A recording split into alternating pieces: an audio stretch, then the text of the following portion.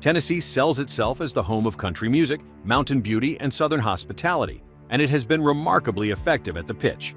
Behind the Nashville skyline, the neon of Beale Street, and the fog above the Smokies sits a state that has quietly absorbed Civil War slaughter, racial massacres, industrial poisoning, earthquake threats, and catastrophes that rarely made national headlines because they happened in a place the national press has always underestimated.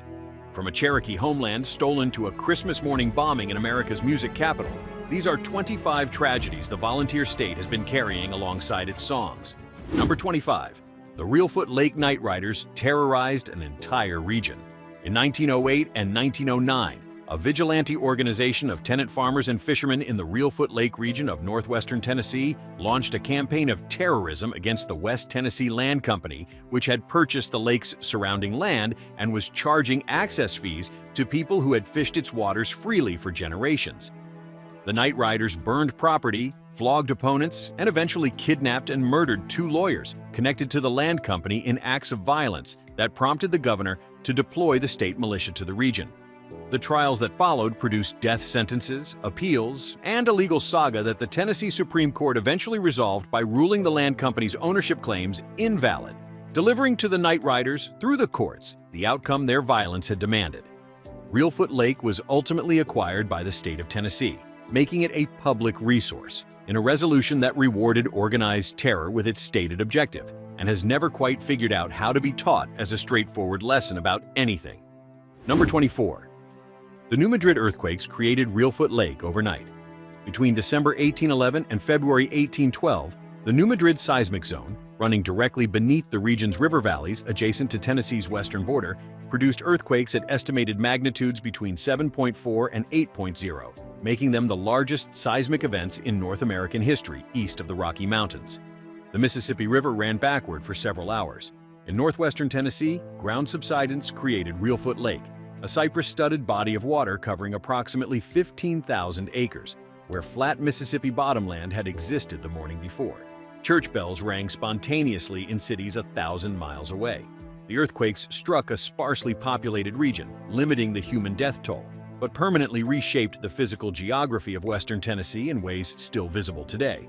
A landscape that looks wrong to trained eyes, because an earthquake rearranged it 2 centuries ago, and nothing has put it back.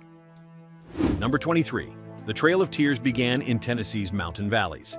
The forced removal of the Cherokee Nation, the people who had inhabited the river valleys and mountain hollows of eastern Tennessee for thousands of years, who had developed a written language, a constitutional government, and a bilingual newspaper, and who had pursued every legal avenue available to resist removal, began in Tennessee in 1838, when federal troops constructed stockade camps and rounded up Cherokee families from land the Supreme Court had ruled they had a legal right to keep.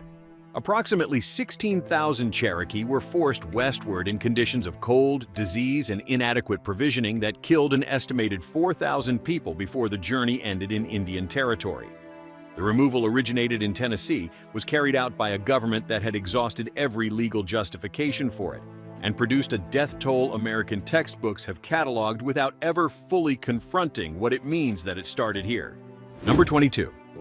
The Battle of Shiloh redefined the cost of the Civil War. On April 6 and 7, 1862, the Battle of Shiloh on the Tennessee River produced casualties that forced the entire country to revise its understanding of what the Civil War was going to cost. 23,000 men killed, wounded, or missing in 2 days, more than the combined American casualties of the Revolution, the War of 1812, and the Mexican War. Confederate General Albert Sidney Johnston, one of the most respected officers on either side, bled to death from a leg wound that a tourniquet might have saved. The wounded lay in the rain between the lines through the night between the 2 days of battle. Shiloh was the moment the country understood the war would not be brief and would not be bloodless, and Tennessee provided the ground on which that catastrophic understanding arrived. Number 21. The Battle of Franklin was the Civil War's single bloodiest charge. On the evening of November 30, 1864, Confederate General John Bell Hood ordered a frontal assault across 2 miles of open ground against well-entrenched Union positions at Franklin, an attack military historians have consistently described as tactically indefensible, and that Hood ordered anyway, for reasons debated ever since. In approximately 5 hours of combat, the Confederate Army of Tennessee suffered nearly 7,000 casualties, including 6 generals killed. more generals killed in a single engagement than any other battle of the war. The Carter House, around which the fighting centered, still stands in Franklin with bullet holes in its walls and a smokehouse whose timber held stains that could not be fully cleaned away. The Confederate army that marched into Franklin that evening never recovered, and the town has never quite stopped reckoning with the catastrophe that unfolded in its front yard. Number 20. Memphis yellow fever killed 1/3 of the city. In the summer and fall of 1878, yellow fever swept up the Mississippi River Valley in the deadliest epidemic in American history, and no city suffered more than Memphis, which lost approximately 5,000 people, roughly a third of those who stayed rather than fleeing, in a matter of weeks. The disease killed so quickly and in such numbers that bodies accumulated faster than burial crews could remove them, and the city government effectively dissolved as officials either fled or died at their posts.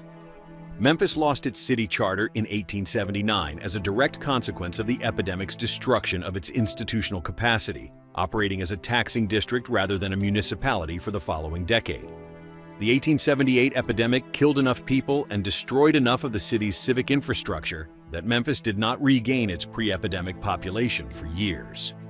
Number 19. The Memphis Race Riot killed Reconstruction before it started.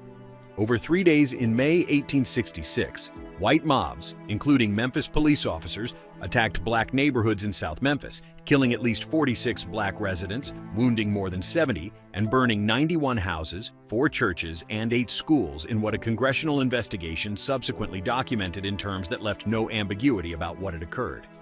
The riot unfolded less than a year after the Civil War's conclusion, in a city where formerly enslaved people had begun building institutions and exercising the rights the war had theoretically secured them. The Memphis Massacre, along with the New Orleans riot that followed that summer, directly influenced Congress to pursue the aggressive Reconstruction policy that Southern Democrats spent the following decades dismantling. The promise the war had made to black Tennesseans was being killed in Memphis streets before it could be kept. Number 18. The Fratterville mine disaster left letters on the walls. On May 19, 1902, an explosion ripped through the Fratterville coal mine in Anderson County, trapping 216 miners underground and killing every one of them. The deadliest mining disaster in Tennessee history. As the men realized rescue was not coming in time, many used their remaining hours to write farewell letters to their families on paper scraps, on mine timbers, and on tunnel walls.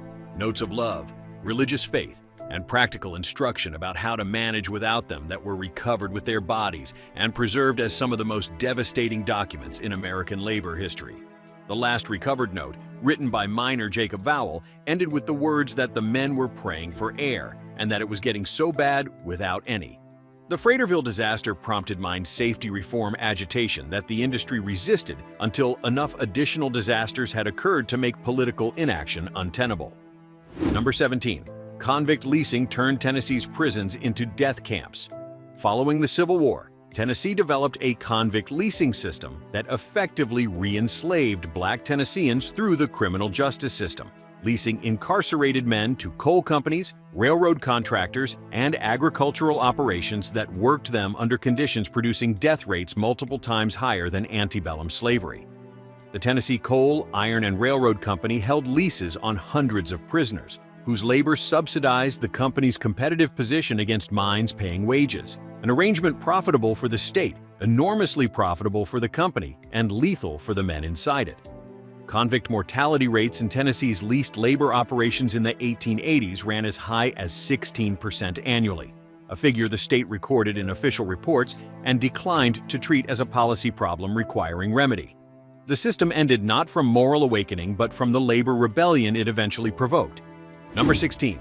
The Coal Creek War was a rebellion America entirely forgot. In 1891, free miners in Anderson County launched a series of armed uprisings against the Tennessee Coal Mining Company's use of convict laborers to undercut their wages, twice freeing hundreds of convict workers from company stockades, burning the buildings, and loading prisoners onto trains to Knoxville, in open defiance of both the company and the state government. Governor John Buchanan called out the state militia. The miners called its bluff repeatedly. The uprising lasted nearly 2 years, involved thousands of men, and constituted a level of organized armed resistance to corporate power that the standard American labor history curriculum has somehow managed to omit nearly entirely. The Coal Creek War did not end convict leasing immediately, but it made the political cost visible enough that Tennessee abolished the system within a decade, delivered by men with rifles in the hills of Anderson County who had run out of legal options. Number 15. The Memphis sanitation strike ended with an assassination. On February 1, 1968, two black Memphis sanitation workers, Eckel Cole and Robert Walker, were crushed to death by a malfunctioning garbage compactor while sheltering from rain inside its mechanism, because the truck was the only available shelter for black workers not permitted to wait out weather in the same facilities as their white colleagues. Their deaths triggered a strike by 1,300 sanitation workers that became the defining civil rights confrontation of 1968, the campaign that brought Martin Luther King Jr. to Memphis, where he was assassinated on the balcony of the Lorraine Motel on April 4th, 4 days after delivering his "I've been to the mountaintop" speech. The sanitation workers carried signs reading, "I am a man." The man who came to stand with them was killed in Memphis, and what he represented was changed permanently by what happened on that second-floor balcony. Number 14. The TVA flooded hundreds of Tennessee communities for progress. Between 1933 and the 1960s, the Tennessee Valley Authority constructed a network of dams across the Tennessee River system that provided flood control, electricity, and economic development, and submerged the homes, farms, cemeteries, and communities of an estimated 15,000 to 19,000 families told their displacement was the price of regional progress, and offered compensation that rarely reflected what was being taken. The Norris Dam, completed in 1936, flooded more than 152,000 acres in Campbell and Union counties, displacing approximately 3,000 families. Watts Bar, Cherokee, Douglas, and other projects repeated the pattern across the valley. Families who had farmed the same bottomland for generations watched water rise over their fields, their houses, and the graves of their ancestors. The TVA recorded the displacement as development and documented the objections as the regrettable but necessary cost of electrification. Before we continue, if Tennessee's weight of hidden history is landing differently than you expected, hit that subscribe button and drop a like. It helps us keep uncovering the stories every state has been quietly carrying. Number 13. Oak Ridge built the bomb and poisoned its own workers. The Oak Ridge facility in Anderson County, established in 1942 as part of the Manhattan Project to produce enriched uranium for the atomic bomb dropped on Hiroshima, operated for decades as one of the most contaminated nuclear production sites in the world, releasing radioactive and chemical contamination into the surrounding environment while exposing workers to radiation levels the federal government classified, minimized, and in some cases actively concealed. Mercury was released into the East Fork Poplar Creek watershed in quantities that contaminated drinking water and fish populations for decades. Former Y-12 plant workers who developed cancers consistent with radiation exposure spent years fighting the Department of Energy for recognition and compensation through the Energy Employees Occupational Illness Compensation Program. Oak Ridge helped end one war and spent the following decades conducting a quieter campaign against the health of the workers and communities that built their lives around it. Number 12. Tennessee's prison system became a federal constitutional emergency. By the early 1980s, the Tennessee Department of Correction had accumulated a record of overcrowding, violence, and inadequate medical care that resulted in the entire state prison system being placed under federal court oversight, documenting cells designed for one man holding 3, medical facilities incapable of treating diseases spreading through overcrowded housing, and an inmate-on-inmate violence rate the department recorded without addressing. Riverbend Maximum Security Institution and Brushy Mountain State Penitentiary produced federal litigation finding conditions unconstitutional under the Eighth Amendment. Tennessee spent hundreds of millions on prison construction in response to federal mandates while maintaining sentencing policies, guaranteeing the new capacity would be overwhelmed by the same overcrowding it was meant to remedy. The federal oversight reflected a systemic failure that additional cells could not solve, because additional cells were not what the problem required. Number 11. The Kingston coal ash spill was America's largest industrial accident.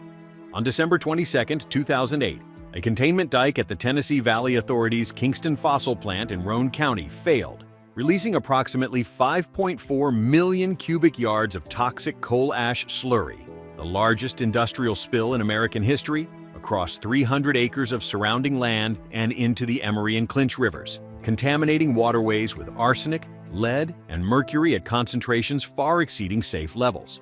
The TVA hired a contractor to conduct the cleanup and assured workers the material was safe. The workers were not told the truth. By the early 2020s, dozens of cleanup workers had died from cancers and respiratory diseases directly linked to unprotected ash exposure, and hundreds more were sick. Kingston demonstrated that the infrastructure American utilities had used for decades to manage coal's toxic byproduct was not merely inadequate, it was actively dangerous to anyone who trusted the industry's assurances built around it. Number 10. The 2008 Super Tuesday tornadoes struck on Election Day. On February 5, 2008, Super Tuesday of the presidential primary season, a major tornado outbreak swept across Tennessee, killing dozens of people across the state during an election day that brought more Tennesseans than usual to community gathering places, some of which lay directly in the path of the storms. The outbreak struck Union University in Jackson, destroying dormitories with students inside and injuring dozens, in a disaster that produced remarkably low casualties given its scale, attributable in part to a tornado safety culture the institution had deliberately cultivated among its students. Multiple counties reported fatalities and extensive structural damage from a system that moved quickly enough that the collision of Election Day activity and severe weather created vulnerabilities a normal Tuesday would not have presented. The February 5th outbreak remains one of the deadliest winter tornado events in Tennessee history. Number 9. The 2010 Nashville flood buried a city in plain sight. On May 1st and 2nd, 2010, a slow-moving storm system dropped approximately 13 inches of rain on Nashville and surrounding counties over 36 hours, more than double the previous record for a two-day rainfall, triggering flooding that inundated neighborhoods, interstates, the Grand Ole Opry House, the Opryland Hotel, and enough of the city that federal officials described it as a 1,000-year flood event. 36 people died across Tennessee and Kentucky, and hundreds of millions of dollars in musical instruments, recording equipment, and irreplaceable archives were destroyed or damaged beyond recovery.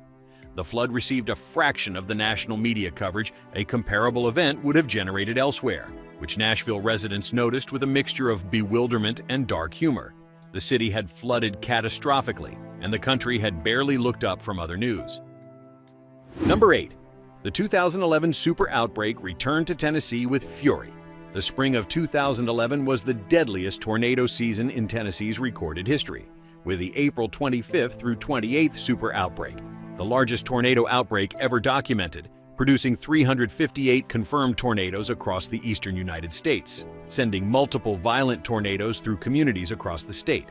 Tennessee recorded 34 deaths from the April outbreak alone, with communities across the Cumberland Plateau, Middle Tennessee, and the eastern portion of the state sustaining catastrophic damage from EF3 and EF4 rated tornadoes. Chattanooga sustained significant damage, and communities in Smith, Macon, and Trousdale counties were devastated. The 2011 season arrived 1 year after the Nashville flood and tested the state's emergency management infrastructure against simultaneous demands at a scale that revealed how inadequate those resources were when an entire state required emergency response at the same moment.